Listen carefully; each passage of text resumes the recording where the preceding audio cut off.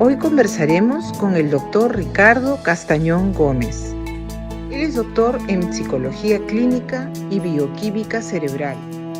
Él mismo nos dará a conocer su gran trayectoria científica y personal, que a través de sus múltiples investigaciones confirmó la presencia viva y real de Cristo en la Eucaristía.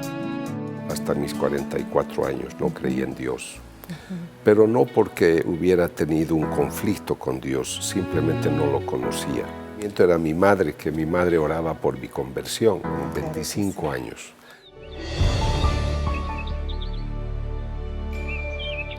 Agradezco mucho la posibilidad de estar aquí en el canal de ustedes. Aprecio mucho el esfuerzo de laicos que se interesan por transmitir valores espirituales. Mi nombre es Ricardo Castañón Gómez, he nacido en Bolivia. Me he dedicado en mis estudios a la neurociencia. He estudiado el cerebro, la conducta humana. Me he formado en Europa, sobre todo en Italia, en Alemania, en Inglaterra, en España. Y pues me hice profesor universitario muy animado por la investigación. He escrito 22 libros hasta ahora, he dictado unas 4.500 conferencias por el mundo, pero yo he sido ateo hasta mis 44 años, no creí en Dios. Pero no porque hubiera tenido un conflicto con Dios, simplemente no lo conocía. Mi formación en neurociencia fue iluminada por la doctora Rita Levi Montalcini, que fue Premio Nobel de Medicina, y también estudié filosofía, porque me interesaba el pensamiento humanista. Y esa formación tuvo relación con el filósofo Jean-Paul Sartre, que lo llamaban el papa del existencialismo ateo, o sea, mi filosofía también era atea. Pero en ningún momento entré en conflicto con la fe en el sentido de que no he entrado en polémica, simplemente no la he conocido y la he ignorado. Justamente es en el camino hacia Dios. ¿Cómo empieza Yo dirigía una clínica en Alemania muchos años. En mi tiempo se llamaba Alemania Occidental, ahora ya es solo una Alemania. Y entonces un día llegué a Bolivia y había una imagen de un Cristo que tenía efusión de unas sustancias que parecían lágrimas, era una imagen de yeso. Claro, la gente hablaba, la prensa, ningún científico se interesaba y la iglesia tampoco hacía referencia al tema. Entonces, como yo estaba muy sumergido en temas del cerebro, y hay un cuadro que se conoce como telergia, que es una capacidad de fuerza, de energía que a veces tiene el cerebro. Por ejemplo, se llama telequinesis, cuando alguna persona con su capacidad mental puede hacer mover un objeto. Entonces yo dije, ¿qué pasa si esta señora tuviera... Es un cuadro de parapsicología, es un poco tonto lo que le voy a decir, pero en ese tiempo yo pensaba, ¿qué sucede si ella tiene una energía que le hace tener estas efusiones al Cristo? Entonces hice los estudios, vi que la señora no tenía eso y que las lágrimas sí eran lágrimas humanas. Entonces yo tengo una máxima que dice, el cerebro es como un paracaídas, solo sirve si se abre. Entonces yo me abrí a la experiencia, dije, ¿qué sucede si detrás de este Cristo que ellos decían que llora, hay algo más? Entonces me abrí un poquito a esa posibilidad y años más tarde el cardenal Jorge Mario Bergoglio, sabiendo que yo había hecho ese estudio, me invita a estudiar unas hostias que tuvieron efusión de una sustancia rojiza. Entonces han sido las evidencias, cuando ya en las hostias encontré sangre humana, que eso fue moviendo mi ateísmo, me fue mostrando la dimensión espiritual del hombre, pero fue a través de las evidencias, como usted bien dice, sí. Así es. Y esto entonces fue un despertar en la parte espiritual de a pocos, conforme iban pasando el tiempo, conforme lo iban llamando, conforme iba investigando. ¿Cómo siente esta parte de, en un tiempo, negaba, o sea, no negaba a Dios, pero no no lo tenía, digamos, en sí, su vida, sí. ¿no? Y pasar a este descubrimiento. Cuando decía que no he tenido un conflicto con Dios, quiere decir que hay ateos que tienen una contradicción, son polémicos, pelean contra Él, no quieren que exista. En mi caso era, yo no sé si existe Dios, no lo conozco, no me he hecho un gran planteamiento. La que se hacía el planteamiento era mi madre, que mi madre oraba por mi conversión. Mi mamá iba a misa en las mañanas, el domingo, y en la tarde le digo, mamá, ¿dónde estás yendo? Y le digo, a misa, me dice. Pero yo ya te llevé a misa esta mañana en el auto otra vez. Es que en la tarde voy por los que no van.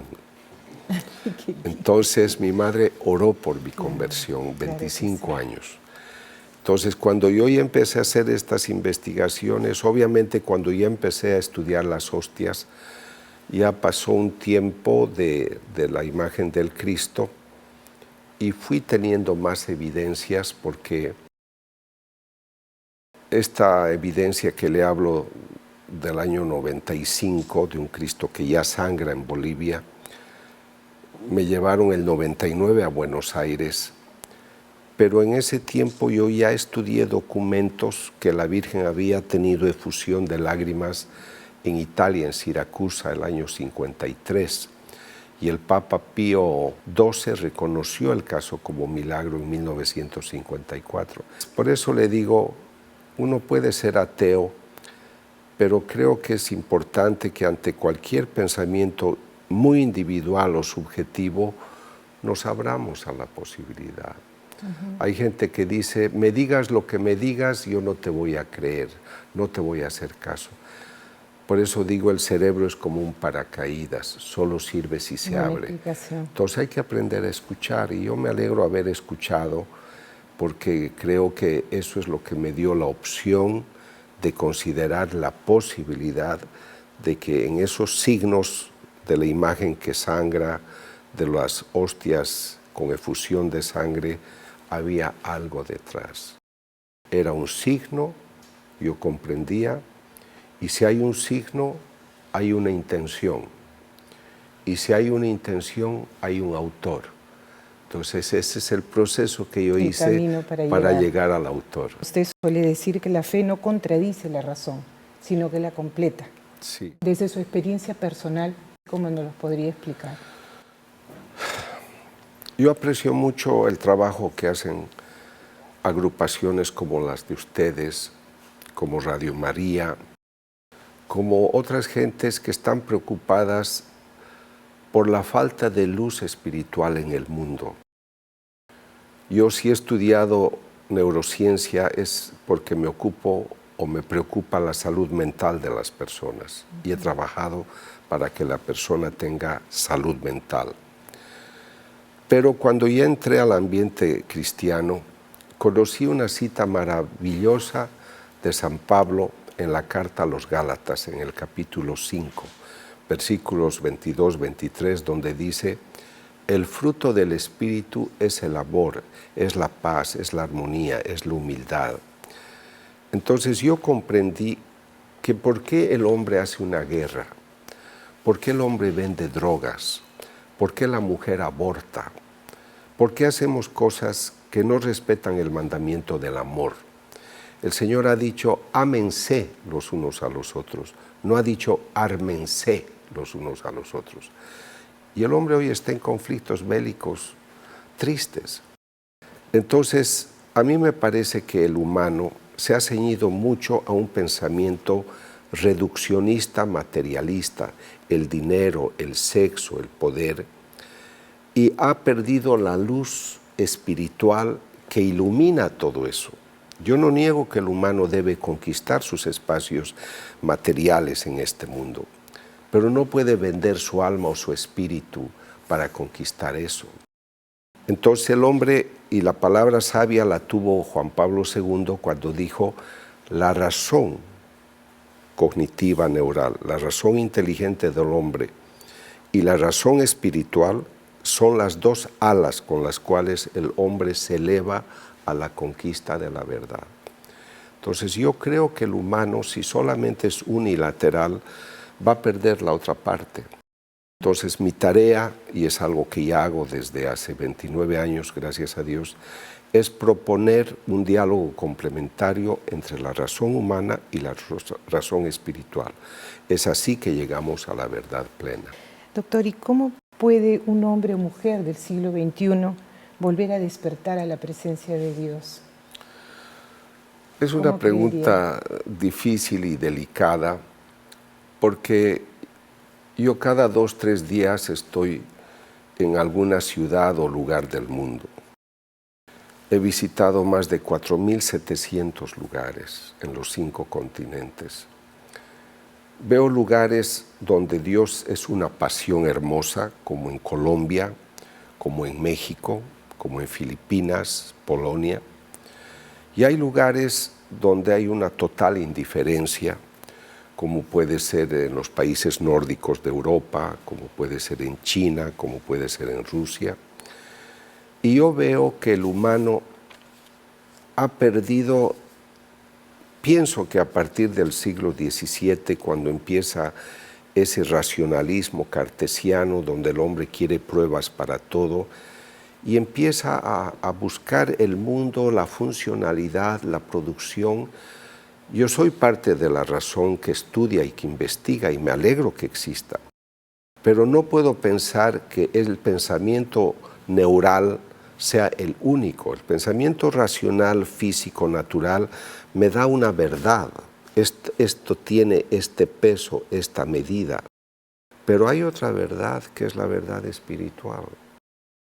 Y creo que hoy el humano se ha alejado de esa verdad espiritual. Entonces, cuando yo hago estas presentaciones, por ejemplo, razón humana, ciencia espiritual, milagros eucarísticos, yo hablo para que el humano dé un espacio a su razón neural, a su razón inteligente, a la posibilidad de que más allá de aquello que ve, toca, pesa y mide, más allá hay una verdad espiritual. Y por eso es interesante la investigación de una hostia sangrante, porque el Señor dice: esto es mi cuerpo, esto es mi sangre, y esa hostia tiene carne y tiene sangre, entonces te lleva a una evidencia. Ahora, aquí no estoy hablando de la carne biológica, morfológica, estoy hablando de que cuando el Señor resucita, es un Cristo glorioso. Entonces, cuando estamos comulgando el cuerpo glorioso de nuestro Señor, cuerpo, sangre, alma y divinidad. Entonces acá también la gente tiene que abrirse para entender que es algo que va más allá de cómo nosotros entendemos una razón material. Entonces uno no puede amar lo que no conoce. Para conocer a Dios, para introducirse, tienen que conocerlo. Mire que yo hablo a muchos ambientes católicos. La mitad de la gente que me escucha es católica, pero la otra mitad es gente a la que yo también quiero llegar, que no son creyentes. Entonces, lo que yo les digo a los católicos, he dictado centenares de retiros espirituales.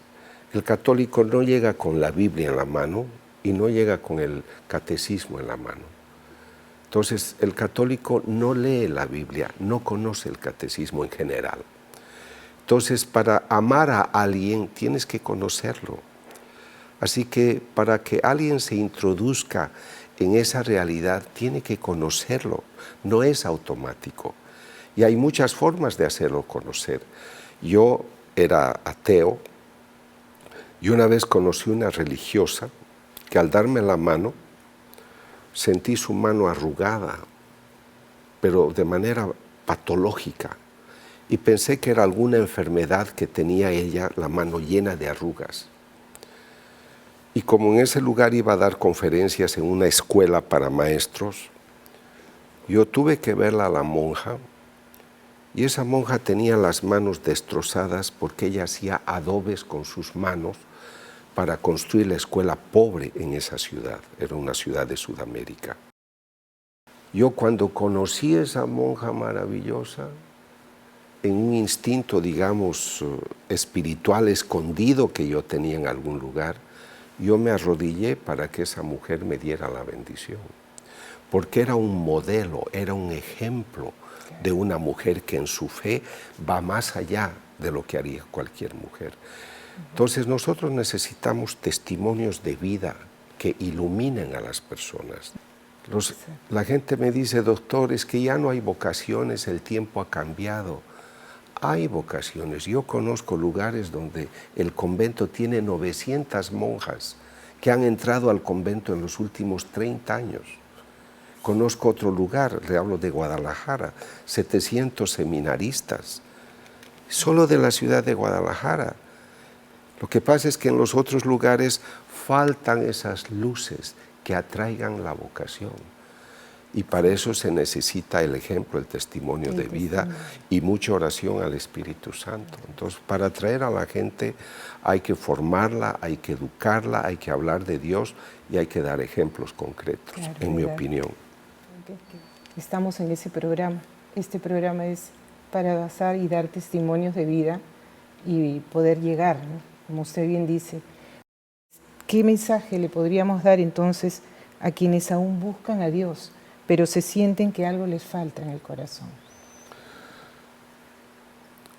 El existencialismo ateo que yo he seguido en la escuela de Jean-Paul Sartre es un existencialismo que te enseña de que tú eres un ser arrojado al mundo, que no tienes una esencia, no te antecede una esencia, o sea, Dios, sino que el sentido de tu vida lo vas haciendo porque en la vida hay angustia, la angustia de vivir, el sinsentido, hay que buscar sentido y darle sentido a la vida.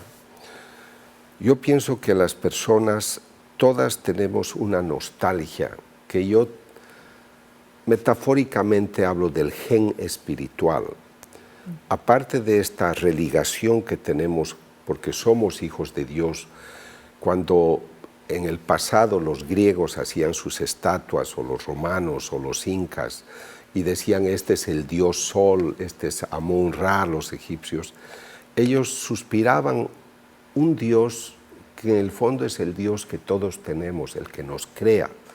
En Génesis 1, 26, 27 dice, Dios crea al hombre a su imagen y semejanza, varón y mujer los creó. Entonces, como en ese tiempo no había la revelación judeo-cristiana, construían sus dioses como ellos lo imaginaban, pero es lo que el teólogo Otto llama la religación, o sea, estamos religados a Dios. Y poco a poco se va revelando hasta que tenemos el cenit, el epítome en la revelación cristiana, con el mismo Hijo de Dios vivo.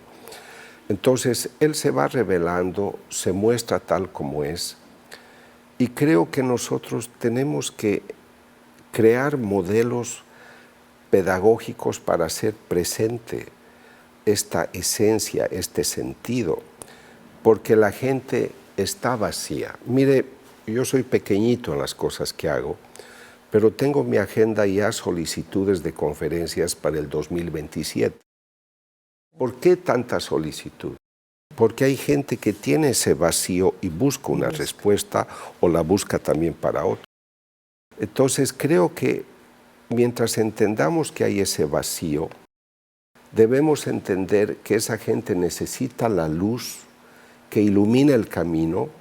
Y por eso la Virgen dice algo muy importante en la fiesta de Caná. Les falta vino, pero hoy debemos entender, no es solo el vino, te falta sentido en tu vida, te falta plenitud, te falta alegría. Tienes que seguir ese camino y por eso dice la Virgen, hagan lo que Él les diga. ¿Por qué? Porque Él es el camino, la verdad y la vida.